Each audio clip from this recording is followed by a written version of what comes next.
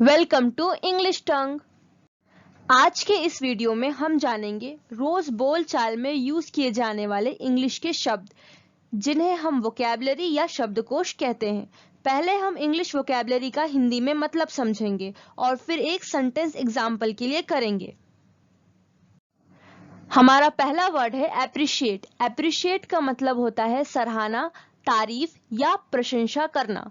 मेरे बॉस कभी भी मेरी प्रशंसा नहीं करते। अब इसी को इंग्लिश में कहेंगे माई बॉस नेवर एप्रिशिएट मी।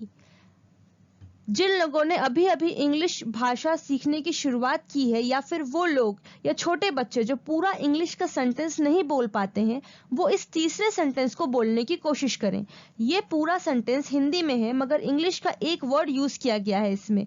आजकल हम सभी के बोल चाल में एक दो इंग्लिश वर्ड यूज हो ही जाते हैं। इस तरह से अगर आप पूरा सेंटेंस नहीं भी बोल पाते हैं तो भी आप इंग्लिश वोकैबुलरी का इस्तेमाल कर सकते हैं और वोकैबुलरी रोज रोज यूज करने से आप धीरे धीरे उस शब्द का मतलब समझ भी जाएंगे और आप कंफर्टेबली उसको यूज कर पाएंगे। तो तीसरे सेंटेंस को पढ़ते हैं। मेरे बॉस कभी भी मुझे अप्रिशिएट नहीं करते। एक्सेप्ट का मतलब होता है स्वीकार करना या हाँ करना। कृपया इस छोटे से उपहार को स्वीकार करें। Please accept this small gift. जो लोग अभी पूरा सेंटेंस नहीं बोल पाते हैं, जो छोटे बच्चे हैं, वो इस सेंटेंस को रिपीट करें। कृपया इस छोटे से उपहार को या गिफ्ट को एक्सेप्ट करें। एडोरेबल का मतलब होता है मनमोहक या प्यारा। इस वर्ड का यूज आप वेरी क्यूट की जगह भी कर सकते हैं। आपकी बेटी प्यारी है। Your daughter is adorable. आपकी बेटी एडोरेबल है।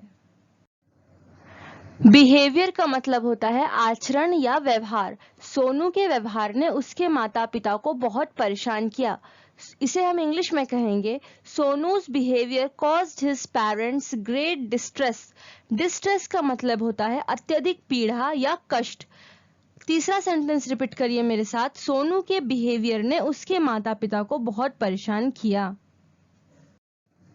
एक्सपीरियंस का मतलब होता है अनुभव। हम सब अनुभव से सीखते हैं। We all learn by experience. अब हम तीसरे सेंटेंस को बोलेंगे हम सब एक्सपीरियंस से सीखते हैं। जो लोग पूरा सेंटेंस नहीं बोल पा रहे हैं या छोटे बच्चे इस सेंटेंस से जरूर सीखें। हम सब एक्सपीरियंस से सीखते हैं।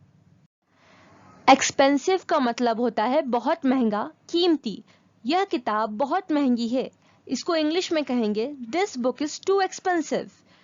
आम बोलचाल में हम ऐसे कह सकते हैं ये किताब एक्सपेंसिव है। इंटेंशनली का मतलब होता है जानबूझकर किया गया। मैंने जानबूझकर इसे छुपाकर नहीं रखा। इसे इंग्लिश में कहेंगे I did not intentionally keep it a secret. मैंने इंटेंशनली इसे छुपाकर नहीं रखा।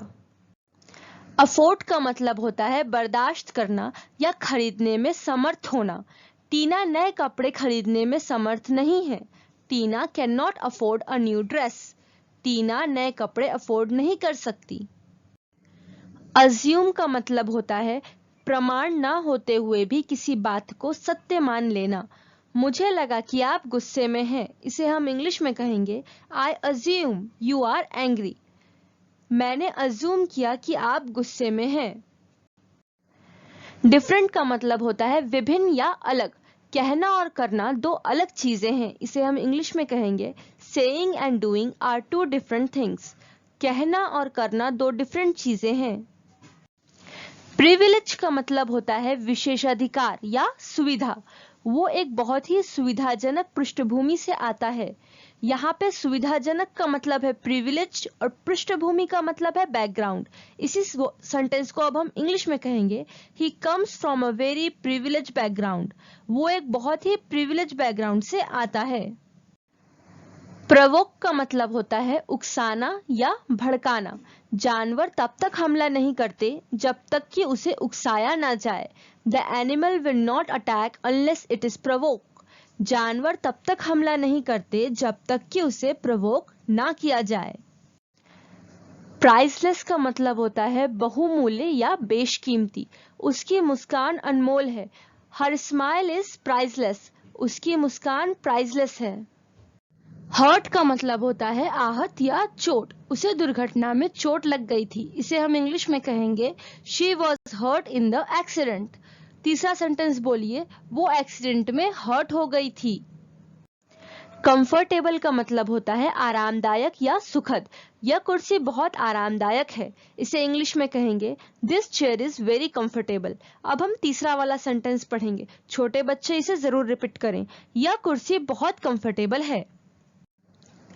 ट्राई का मतलब होता है कोशिश या प्रयास। मैं कोशिश करूंगी। आई विल ट्राई, या फिर आप ऐसे भी कह सकते हैं मैं ट्राई करूंगी।